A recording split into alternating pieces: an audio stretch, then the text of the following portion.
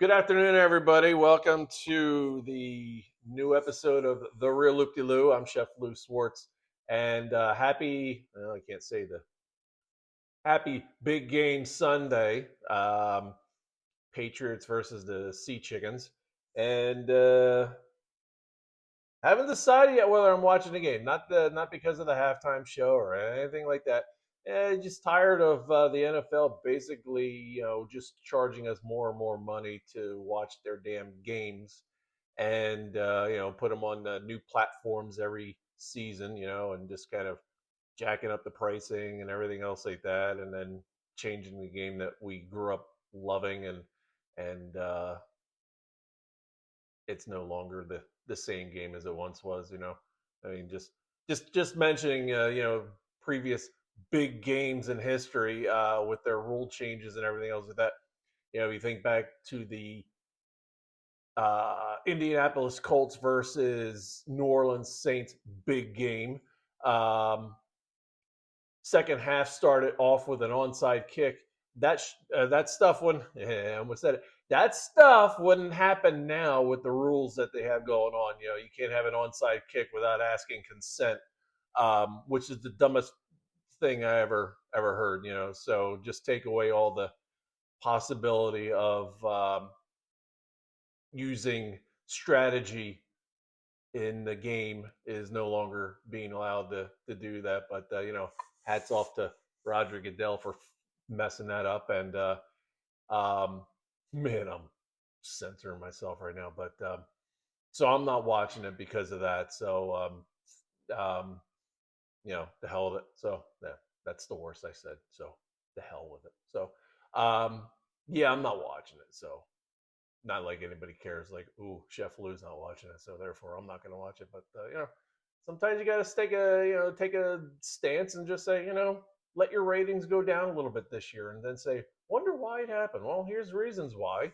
You know, you charge too much for your games. You charge too much to for each platform that you got to have. Whether it's Netflix or Amazon Prime or YouTube. Wasn't there a game on YouTube too? And then then you got your NFL Sunday Ticket, which is what a what a scam and a half. But anyway, hey, he's making profit, and all the owners, they love it, so they don't care. So, um, yeah, I'm one man making a stand. Yay. Anyway, we're gonna do some cooking today, and we got some wonderful stuff here. Tis the season for hearty desserts, and we're gonna make one here today. We're gonna make a dried fruit, kind of like a roasted pear. So we have the Bosque pear right here. Beautiful Bosque pear, and we have some dried fruit. We have some dried cherries. We have some dried blueberries here, currants, and a little bit of roughly chopped pecans. We're going to put into this. All of our spices that we have here. We have a little cinnamon. We have cardamom and a little bit of ginger. Vanilla paste that we're going to be using here, equal parts of brown sugar, regular granulated sugar, and a healthy shot. Isn't that the cutest little snifter? So cute. Um, a nice little healthy shot of marsala we're going to put inside of our dried fruit right here. We're not really letting it macerate. Macerate. Okay. Did not say nothing dirty there. Macerate in here. We're just basically just kind of tossing it all together. A little bit of lemon zest we're going to put into there, kind of give it a nice little flavor, a nice little acidic kind of a perk of the flavors put all together, and a little pinch of salt. Toss it all together. We're going to just basically toss in, and like I said, that's a healthy amount of marsala, and then we're just going to take our sugars, mix that all into here. It looks like a lot for two pairs, and it is. But what we're going to have to do at the end of this is any of the extra liquid here, we're going to add into our little dish right here and use that as our braising liquid when it goes into the oven. And then we're going to use that as our sauce when we finish the whole dish right here. Pinch of salt, not a ton, just a little bit, kind of bring out all the flavors. And then it's all a matter of taste. We want it to be more stronger in the cardamom flavor, but we're gonna add a decent amount of the vanilla bean paste into here. Set that aside. A little ginger. Like I said, it's a matter of taste. I don't measure very often. Usually when I'm doing desserts, I do. This is the cardamom going in. Like I said, decent amount of cardamom. Cardamom and pears. It's like peas and carrots, like somebody would say. You know, I guess Forrest Plump just said that one right there. And a little shake of cinnamon in there. Keep a certain Frenchman away. Stir it all up. And let that sit for a few minutes here. We'll come back to it after we prep our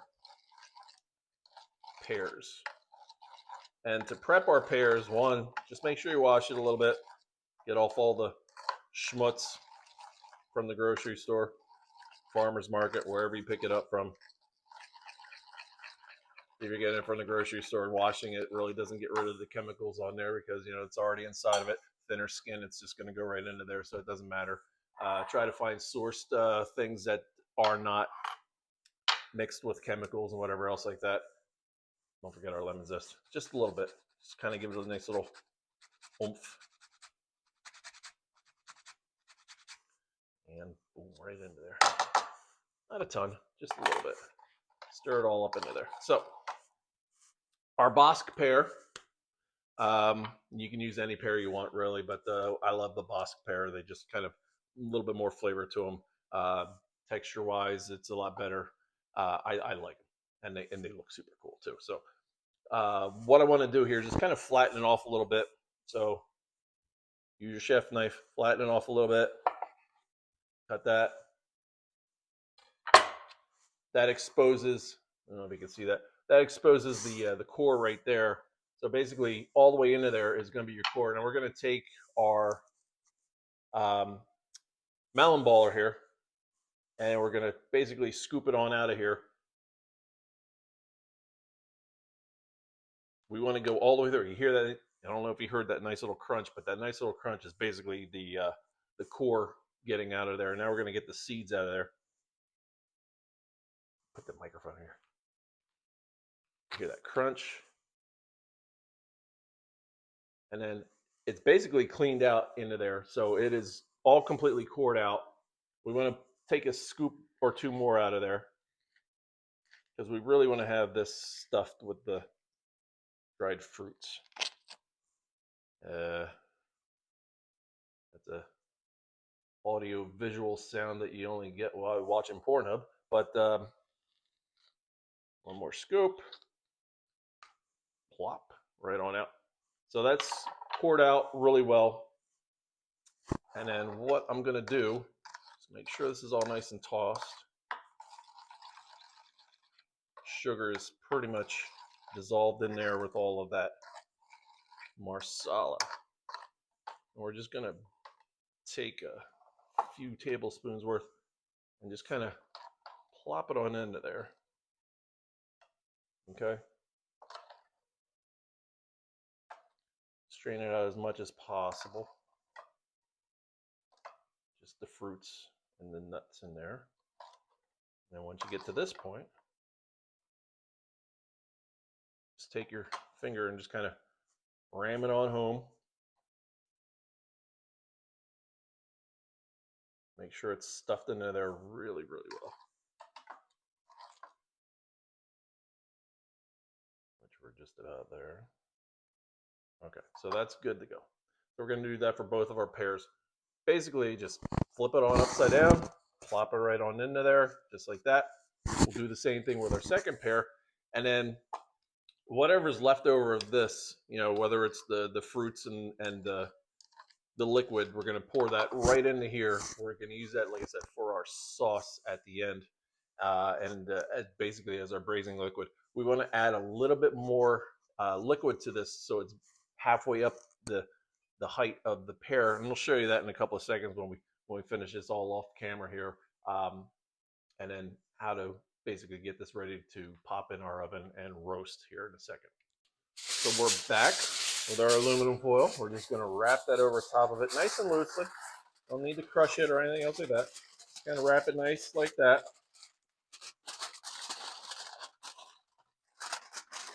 To make this easier to transport, I should have thought about this before I did this, but put this on a sheet tray, in case anything spills or whatever else, it's not going to spill inside of your oven and just, burning sugar inside of your oven. Not a good thing. Major mess. So you don't want to do that. Put this on a sheet tray, pop it in your oven. The oven is preheated, ready to go. So we're going to more or less, I'm just going to grab a sheet tray real quick, put this on there, and pop this into the oven. And there we go. And you'll notice this is an old sheet tray. It's been used. It's old, like me. It's old. It's beat up. It's not as pretty as it once was, but just like me, it's still working. So we're gonna take this, pop this into our oven, and let it cook, like I say, until it is nice and tender all the way through. I'm gonna come back here and fix that in a second. There we go. It's already in. That's pretty much it. Like I said, 20 minutes or so, just check on it. If you want, you can kind of take some of your braising liquid, just kind of pour it over the top of it while it's cooking. That's perfectly fine. It helps it cook a little bit more evenly. And once it's done, let it rest, and then you're good to go. You can make these ahead of, day or two or ahead of time if you're doing this for a party. Just keep them refrigerated. Warm them up if you want to. It's better served slightly warm or hot, but it's all depends on what you're serving it with. We are going to serve this with a mini baked brie on the side. So we're going to show you that here in a second. I got all the setup right over here. Just got to clean up a little bit, and then we'll show you how to make some mini baked brie working with phyllo dough. So stick around and you'll see that. Okay, so we're back. We got our phyllo dough. We're not making homemade phyllo dough, folks. Okay, it can be done, obviously, but ain't not enough alcohol in the world for me to have the tolerance to be able to do that. Working with phyllo dough can be a real pain. We'll just say in the neck.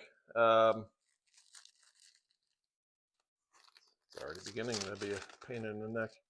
My first job, pastry chef in DC, and I remember the chef wanted me to make something with. I don't remember what it was, but man, it was older phyllo, and man, it was basically falling apart, turning into shredded phyllo, and I had to try to do some nice wraps with it, and it wasn't working out, and needless to say, my hands were like this by the end of it, and I was just like, never again, man, never again. I tell you that stuff will drive you crazy.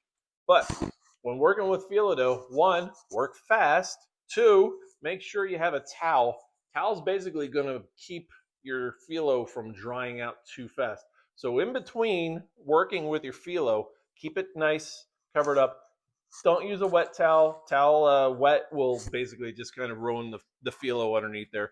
We don't want that. So we have our surface over here clean, fairly dry after the Pear incident. There was no incident, just the Pear prep, I should say. And then we have our Brie cheese right here. So I got a couple of chunks in here. I wanted to save this center cut because I wanted to use that for our dessert. So a nice thick chunk is what we're looking for. And since it's the wife and I, we're going to cut that into half. So we have nice equal sized chunks right here. We're going to use these for our dessert with our pear. Pear, cheese, fantastic, goes well together, obviously. Come on. It's perfectly. The whole wheel of cheese, you can certainly wrap inside of phyllo. Instead of using puff pastry, you can use phyllo dough, and it comes out fantastic. I thought about showing that to you. I don't know if I'm going to wrap that yet, totally, or just kind of use it for later on. Maybe I'll just do some smaller things with that. But you can wrap it same way. It's the same premise. Just kind of wrap it. You want to make sure you have at least minimum of three sheets of phyllo dough before wrapping our product here. So I've got some clarified butter here. More or less milk solids. You can't really see that in there. Milk solids melted out. They kind of brown off a little bit down there, and what you're left with. You ever see those commercials for Red Lobster where they slam the lobster chunk into their clarified, their butter, their drawn butter? Um, Obviously, I mean that's probably the other way you gotta. That's the only way you can eat seafood is apparently just taking and just slamming it into there. But the same thing. It's clarified butter. So we're going to use that to kind of glue all of our phyllo sheets together. And like I said, minimum of 3 sheets. We're probably, for this, I want it to be a little bit more crunchy. We'll go 4, maybe 5 if we wanted to. But simple. Take it like this. And we're going to just brush all around, all the way up to the corners, all the way around. Bing bong, bing bong bong. The oven says it's getting close to time. All the way across, and we're good to go. Now, we do our second layer. I want to show you real quick. We want to kind of jazz it up a little bit and have a nice little fun way to make it look pretty and pretty neat at the same time. Off camera here, I've got a nice little glass of fresh parsley, Italian parsley. We're going to take one of the leaves and just kind of lay it right there. And you can do this with chiffonade of parsley to kind of jazz it up a little bit. Slide that down a little bit further. There we go. Basically right there and right there. When you cook these off, that parsley leaf is going to kind of shine through our phyllo dough here. So you're going to really see it kind of jump out at you. So we're doing this for 2 pieces. And basically I just cut this big enough that when we wrap this, it's like wrapping a small Christmas present. Best way I can describe it. We had this other piece of the remainder sheet of phyllo. We want to cut it basically the same size, and we're going to just glue this all together, sheet after sheet.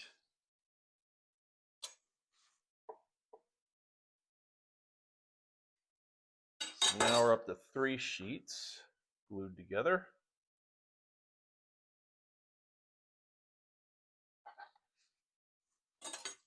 Fourth sheet. Glue that together.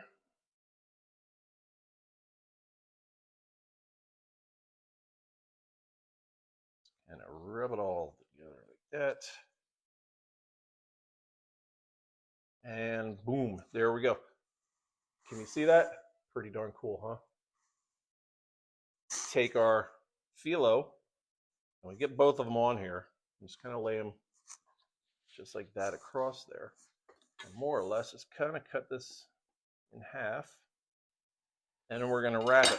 Now, I probably could have centerized fold it this way. Take a little bit of that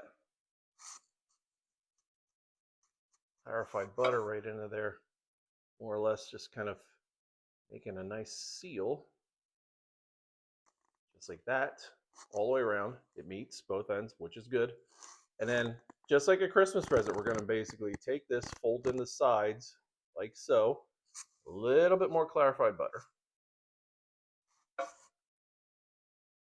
Take the bottom. Come on, baby. Take the bottom, flip it over like that. Take the top. Flip it together like that. And there we go. We got that. Same thing on the other side. Flip it together. A little bit more clarified butter. It starts to dry out. Clarified butter is your friend. Flip it together. And boom, there we go. Now, to finish it, we want to put just a little bit of butter on the outsides as well. And there you go. Super cool little mini baked brie. Now, I've done this and still do it for catering gigs. Mini baked brie, serve it with usually like the pear that we have here, the Bosque pear. I finely dice that, saute it off, usually mix in some type of herb to kind of give it a nice little savory flavor to it, and then hit it with a little bit of honey, and then basically take that little bit on top of your baked brie and serve it that way, bite size, one bite. It's delicious, fantastic. Another reason why you need to hire me. So we'll finish our second one here, same as the first one. Flip it on over. Like I said, if it starts drying out, that's okay. Butter is your friend. Your doctor might not feel like it is, but it is. And compared to all the stuff that you could be eating, butter is all natural.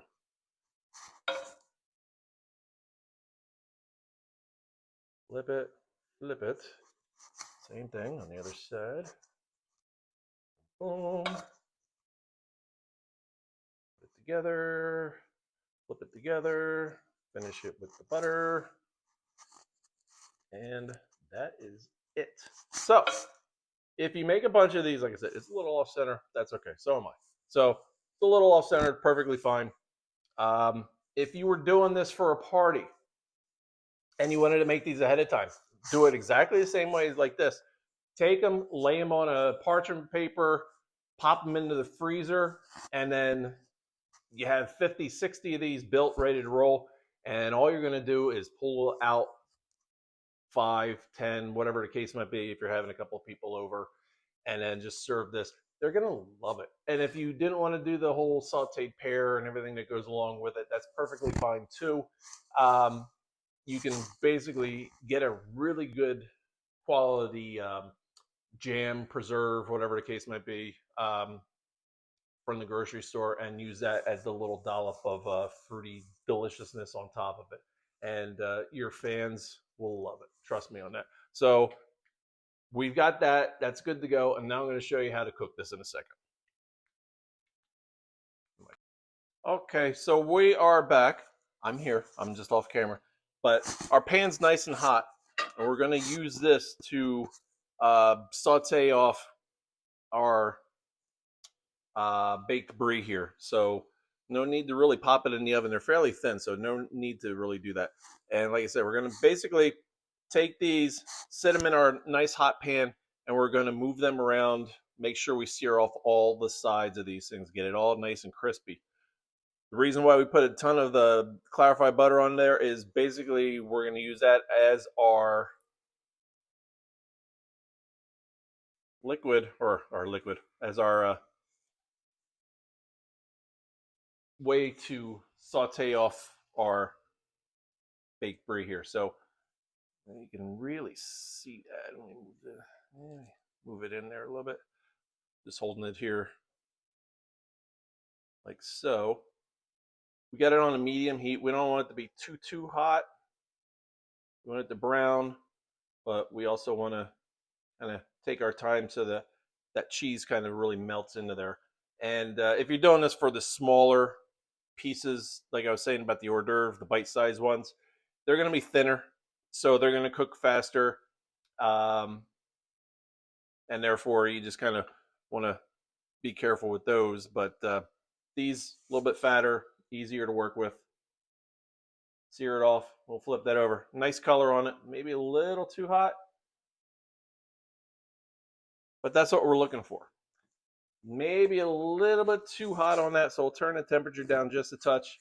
We'll move that over um, on the sides a little bit faster. So that's what we're looking for. Okay, that's what you're looking for. So we're gonna 10 seconds or so, maybe at best, on a medium heat. If it gets too hot, feel free. Use some tongs. Okay, make life easier on yourself. I don't have fingertips, so I really don't worry about it too much. But and pardon my reach here, because this is live. So get a plate for that real quick. All seared on those sides. Flip it over onto the side like that. Onto the side like that. Don't touch the hot oil or hot butter, I should say. Get it nice and crispy. And if you did this for dessert, you can do this ahead of time and then just kind of flash them in the oven real quick. Perfectly fine to kind of melt that cheese down a little bit more. But that's it. We turn that heat off. You hear that sizzle a little bit? It's delicious. Take that, flip it over. You can see how beautiful those came out. Quick and easy. Quick and easy. And then they are just kind of sitting on the side over here, chilling, waiting for the pears to get done out of the oven. And we're going to serve that together. It'll be delicious. So it's been in there for 20 minutes, 350. Now, depending on how ripe your pears are, it can cook anywhere in between 25 minutes to 35 minutes. Like I said, depending on how ripe the pears are. If they're ripe pears, they're going to cook fairly quickly. These were a little bit on the more underripe side. So, like I said, they were in there for 20 minutes. We pulled them out a little early, which is what we wanted to do. Make sure that they, we don't want to overcook it and be just soft and just fall apart, turn into mush. We don't want that. So we're going to pop this back into the oven, probably another 10 minutes or so, and then check it again, and they should be good to go. About, like I said, another 10 minutes, 350.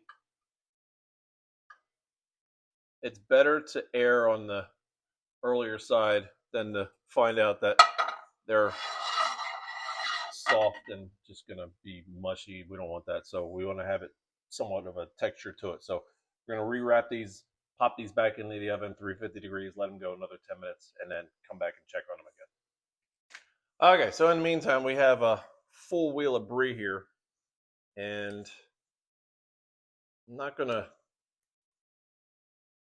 cook it off, but I want to show you how to do this and kind of really make it look really cool for your guests. Taking some of the Italian parsley here.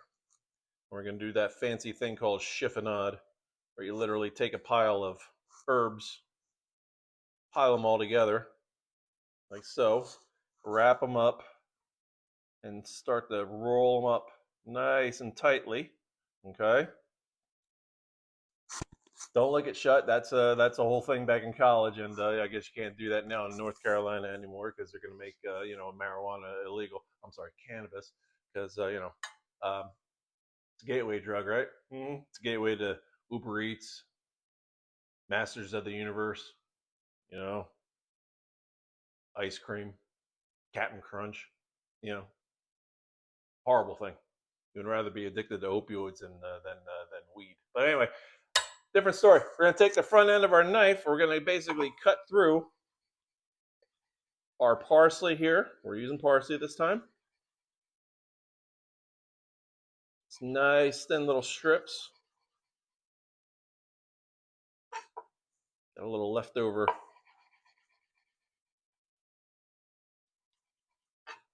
piece of phyllo dough on our cutting board right there, right in front of me. We'll work through it.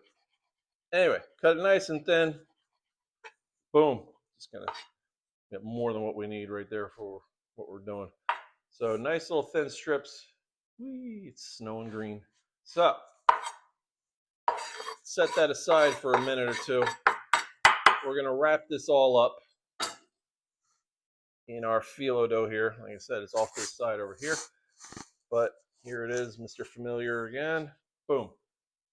Butter right across.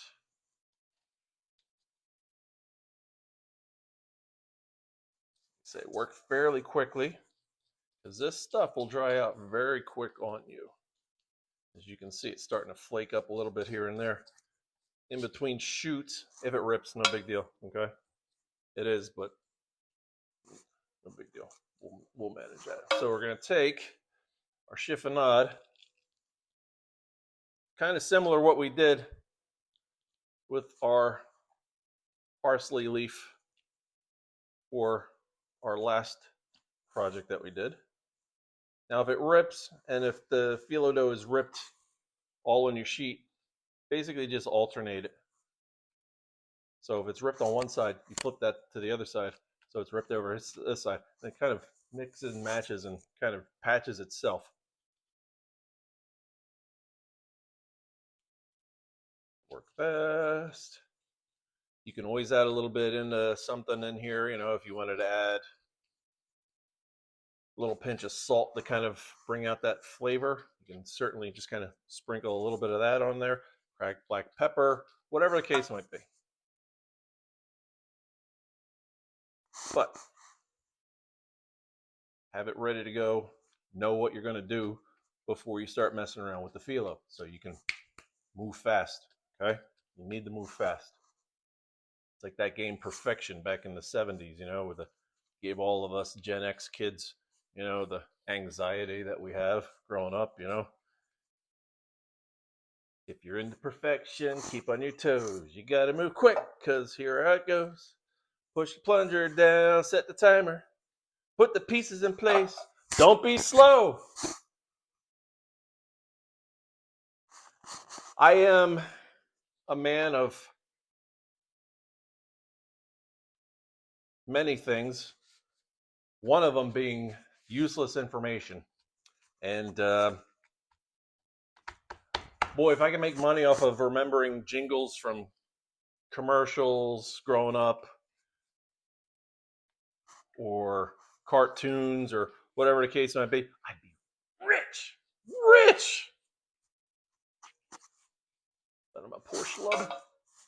One more. So this is 5 sheets total. Fifth one, you don't have to worry about it. We're just going to leave it like that. You don't have to put butter on it, but you can if you want to. It's up to you. I always say if you got it, use it. So I got it. I'm going to use it. And I know our pears are running on that 10-minute time limit back there, so I'm kind of really motoring through here. But what we're going to do with this is we're going to utilize this later on. I'm not going to cook this, but I do want to show you how to do this later on. So, wheel brie, okay, we're going to put that dead center, boom, right into there. And we're going to do the exact same thing. We're just going to wrap this on up.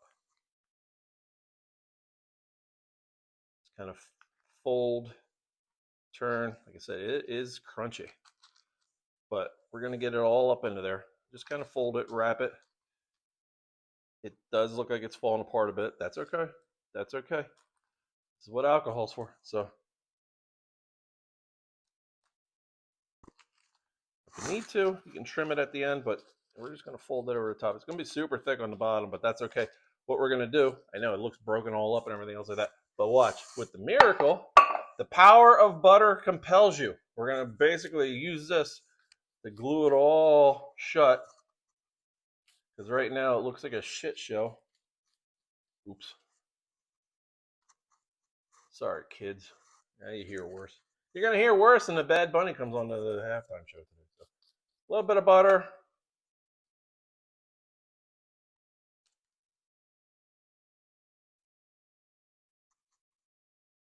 It looks awful. but it's going to be awful good. So just basically crunch it all up, get all up in there. Don't be afraid to get a little oiled up or buttered up here. You know, no big deal. Hold it in there nicely, and there you go. So same premise as what we did with our mini brie right there. Don't mind the. You'll notice, okay, it does fall apart like that. That's okay. It's all buttered on the outsides. We're going to use that as our butter in our pan as well. Best way to do this, I'm going to put a little bit of butter on the back side here too. Best way to do this is to use a pan that can go into the oven directly. Okay, so if you have a cast iron skillet, that is the perfect thing to use for this, because what you want to do is just like with a protein like chicken or seafood, let's say seafood, that's the best thing to put the presentation side down first. This will be our presentation side. The other side with all the folds and everything on the bottom, that's going to be our base. So you're going to take your cast iron skillet, warm, medium, low heat, sear it off on the one side, get it nice and golden on the one side, flip it over, put it on the back side, and then just pop it into your preheated 350 oven and let it sit in there for 8 minutes or so. Okay? What that's going to do, it's going to cook it all the way through. It's going to melt that cheese nicely. And then when you're ready to serve it, boom, it's ready to go. You can always, there's one thing that drives me nuts, is oily, buttery hands, especially when you mix it with sugar. Oh my God, talk about anxiety. Ooh. So where's I going with this? I don't remember anymore. Yeah, it's distracted. But you know, if you're doing this for a party, have your pan ready to roll, have your brie ready to roll, have your oven ready to roll. Speaking of the oven ready to roll, the oven is back there going beep beep beep beep. So we are ready for the pears to come out here in a second. Let me turn that off real quick because that's distracting. But have it ready to roll. Then when your guests arrive, pan's ready, nice and hot, or nice and warm, I should say. Sear it off on one side, flip it over, pop it in the oven, 8 to 10 minutes, and you got yourself a wonderful little appetizer to go along with a glass of wine or whatever you're serving your guests at that time. Um, Always plan ahead. You know, that's the best part of, you know, when you do a party at your house. Plan ahead. You'll have things ready to roll, and it won't be stressful that much. But at least you'll be able to enjoy your party a little bit more. Obviously, you'll enjoy your party a lot more when you hire a guy like me. But if you don't want to do that, you want to do something like this and impress your guests by saying, I made the whole thing yourself, this is what you want to do. Make your life easier, have it ready to roll, and kind of work in steps. And this is the way to do it. So have this prepared in your refrigerator, and when you're ready to roll, start doing exactly what I said. So they just came out of the oven, and they are a little hot, but you can see it kind of goes right on in there all the way through, nice and tender, which is what we are looking for. Nice, tender. Got enough give. They're going to continue to cook.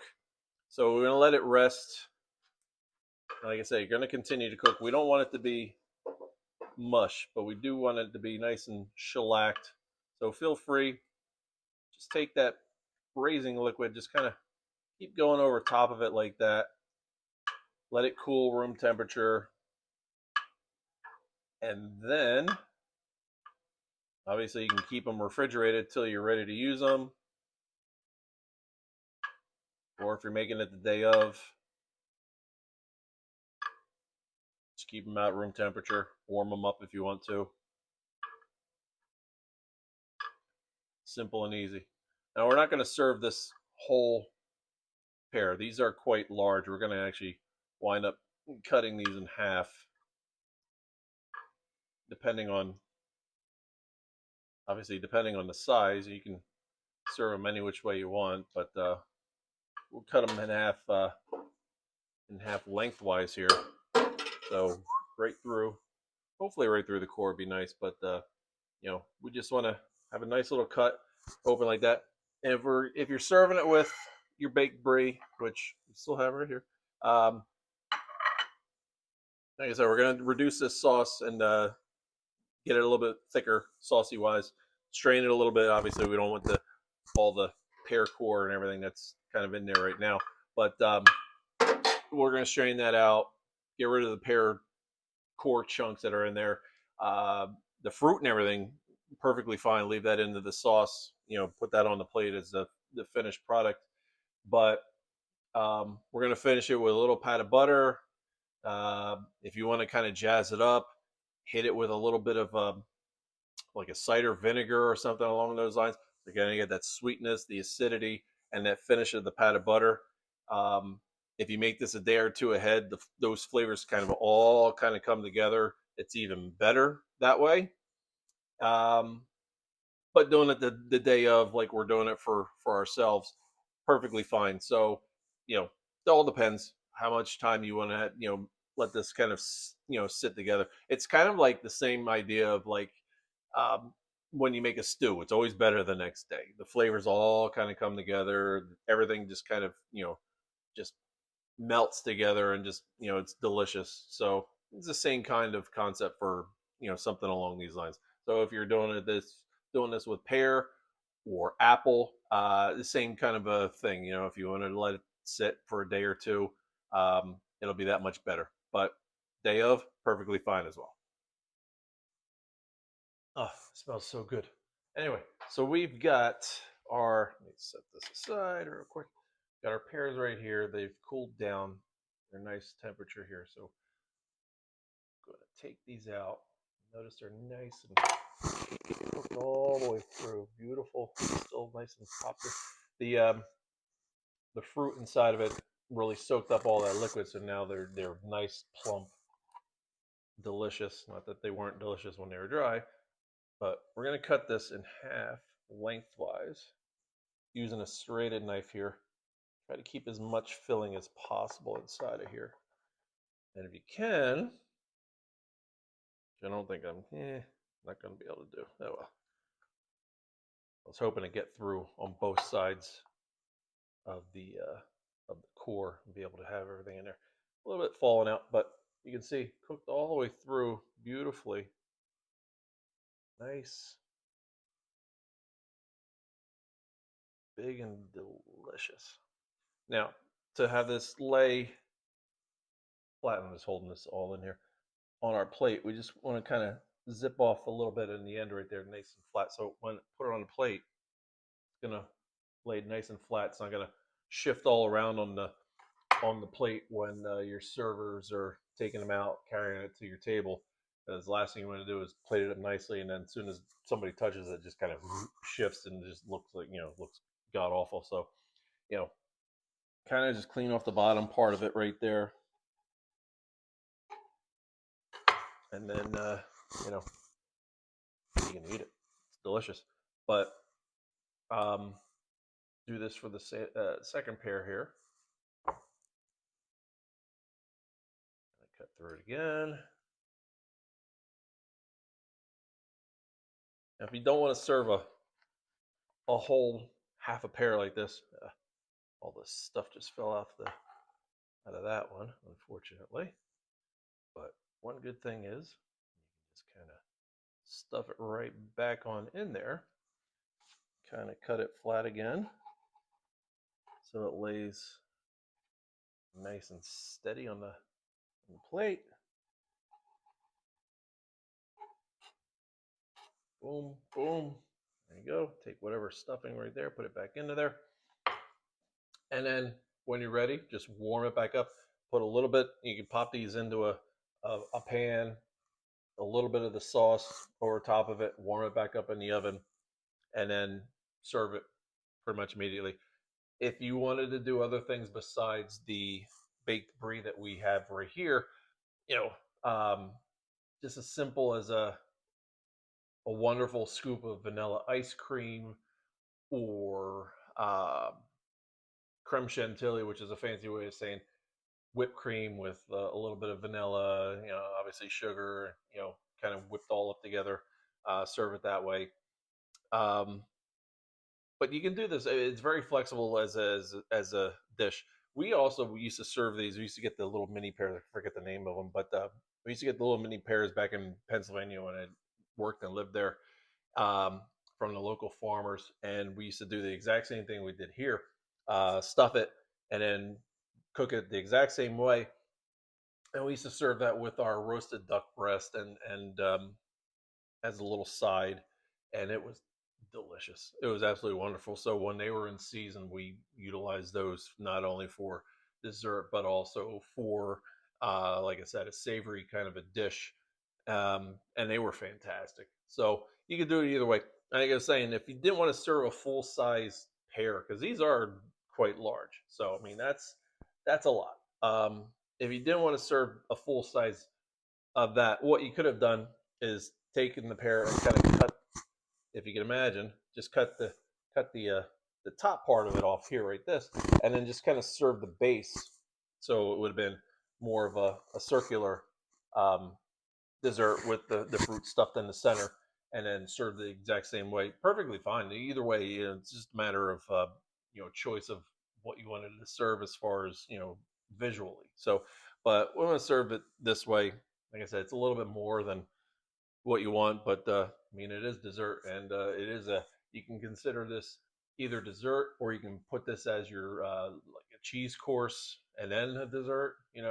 Because who doesn't like a little extra sweetness in their life, right? So, um, you know, if you wanted to make this as your dessert, perfect. If you wanted to do it as a cheese course, since you have that baked brie, that'd be perfectly fine as well. Maybe not obviously serve that much of the pear, or get the smaller pear if you can find those little guys in the store. But all the sauce, like I said, all of this right here, we're gonna more or less just strain this on out, and we're gonna discard the pear chunks in there. But the fruit, we want to kind of use that again. And this is, I mean, perfectly edible, other than the one that has the seeds in there, the core. But the man, that the smell of the sauce right there just kind of hit me with the marsala and the cardamom, really just popping right there. It's super good. So we're going to reduce this down a little bit to make it more saucy. And like I said, we're going to hit it with a little bit of vinegar. I want to see what I got in there as far as um, flavored vinegars. I know I have cider vinegar, which is always like a great standby if you wanted to have that. But I know we also have some really great flavored vinegars that we picked up when we were up in Flagstaff, Arizona.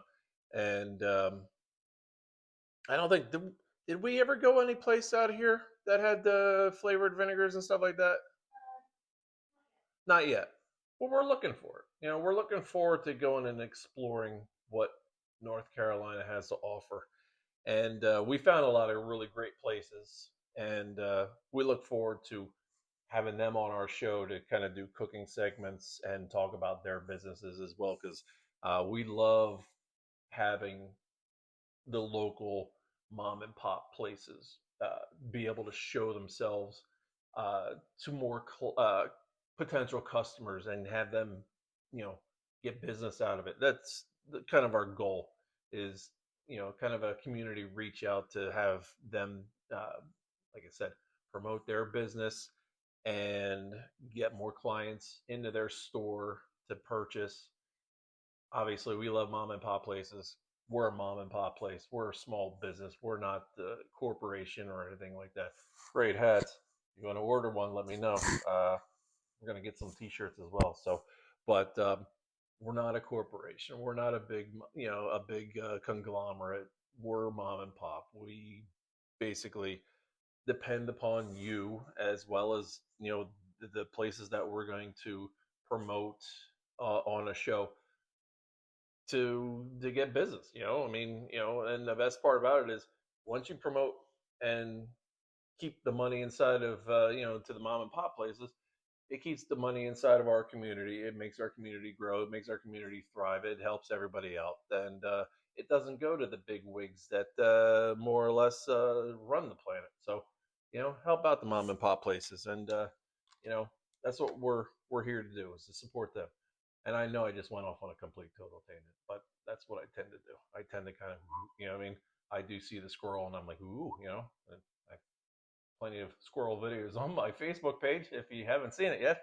But, I tend to get a little unfocused, which is perfectly fine. But we promote the mom and pop place is what we're saying. So if you're a mom and pop place and you want to be on our show, we'd love to have you. All we ask, you come here. Um, we do a little cooking segment. You know, we're going to be making pasta more than likely until we get our pizza oven kitchen set up outside, which probably spring, summertime start, but we'll get there. Um, but we'd love for you to come here. All you got to do, bring whatever you want to drink, uh, and we'll drink it together. And doesn't matter, bottle of wine, couple of beers, you know, I don't care. Little snoot of liquor here or there, you know, that's perfectly fine too. And I ain't against having one of those funny seltzers, you know, with the THC in there. So I'm not against that. We just ask that, you know, if you do something like that, you're probably gonna hang out with me for a few hours longer to kind of have that stuff wear off, because you know, man, that stuff hits you sometimes. But like I said, if you're looking to come on the show, we'd love to have you on here. Anyway, focus back on here, Lou. We're gonna reduce this down. We're gonna have it ready to go. We're gonna tighten it up with a little bit of butter at the end to kind of finish it all off. We're gonna find some vinegar to pop into there to finish it all off as well. And we're gonna serve this with our baked brie over here, and it's gonna be wonderful.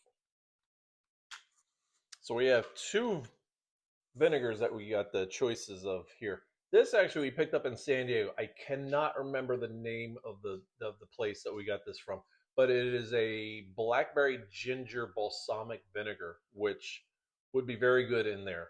But we're not going to go with that one. We're going to go with this one. We got this one in Flagstaff, Arizona, and it's fantastic. We actually made cocktails with this. I don't remember what we put in it, but it was so good. It is it's got a little bite to it, but it's also super sweet and mellow. So when we add this into our sauce, that plum white vinegar or white balsamic vinegar, it's fantastic. It's not strong at all. Like it's not like vinegars that kind of hit you in your nose and just kind of, you know, like wake you up. It's not like that kind of a balsamic vinegar or any, you know, anything like that. So it's nice, it's mellow, and it's going to go really, really well in our sauce when we finish it off here. We're probably going to tighten up the sauce a little bit with maybe just a cornstarch slurry just to kind of tighten it up a little bit. But um, you could reduce it down, but yeah, we want to have a little bit more extra sauce to kind of, you know, finish off our pear and everything like that. So, but this is good stuff. So we have cornstarch slurry, basically a teaspoon of cornstarch and about a teaspoon and a half of water. Just mix it all up together like that.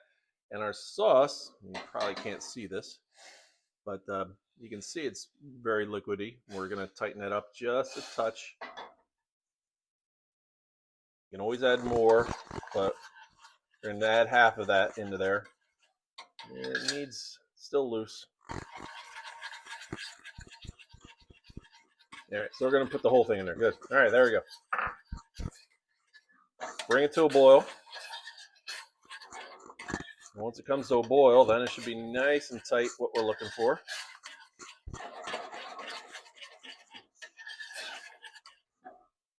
And you can see that it's tightened up a little bit more.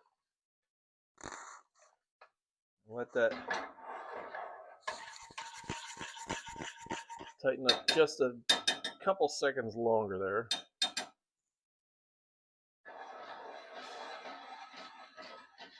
For it to work, the cornstarch has to come to a boil. So you got to bring it to a boil. We haven't quite reached it yet. We're close. It's starting to bubble slightly. And a little bit more, a little bit more. Let's see. Zoom up over here. Lift up on this.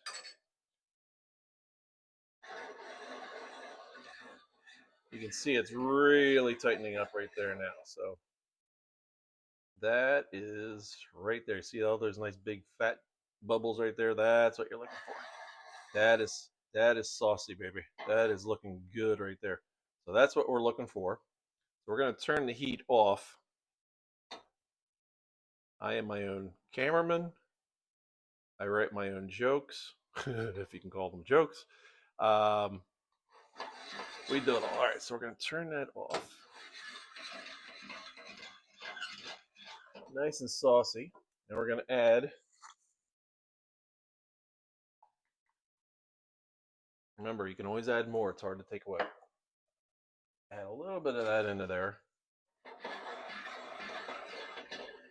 So if you make this ahead of time, best thing to do, like I said, if it sits for a day, it's going to be that much better. Hi, everybody. It's going to be that much better. So make it ahead of time.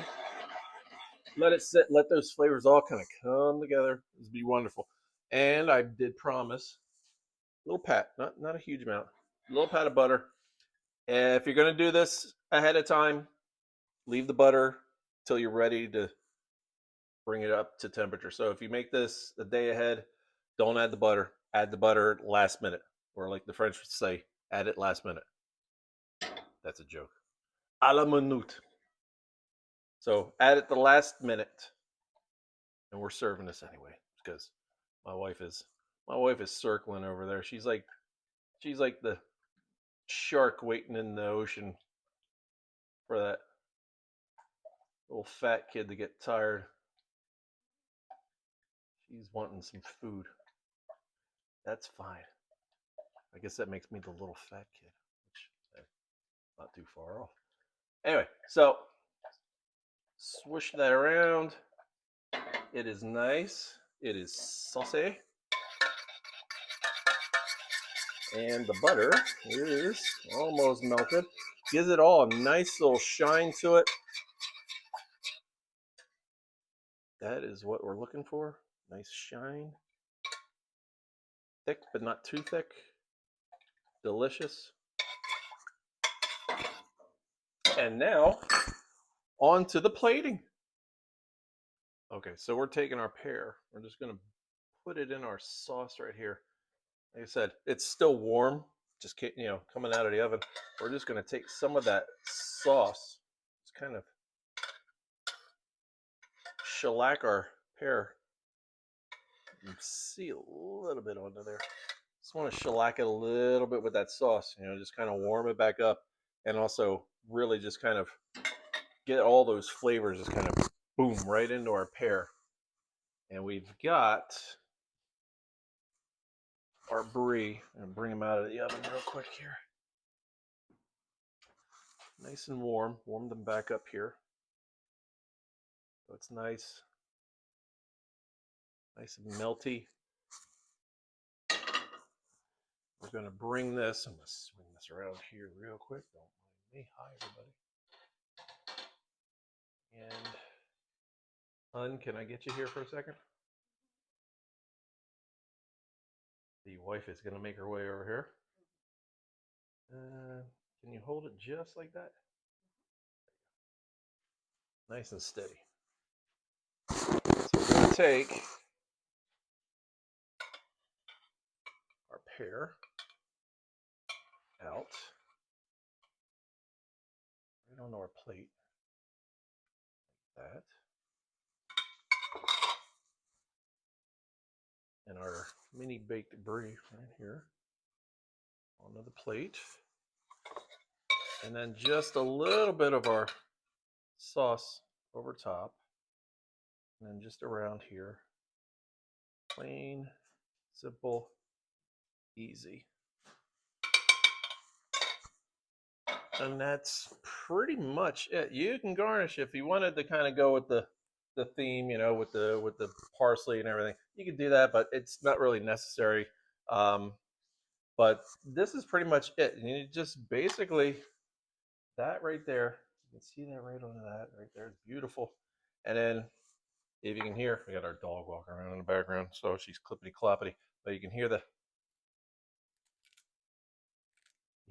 crunchy crunch. Nice melty. Cheese is melty. Delicious. You take a little bit of that, a little bit of the pear and the fruit and the chopped pecans onto there. Take a bite.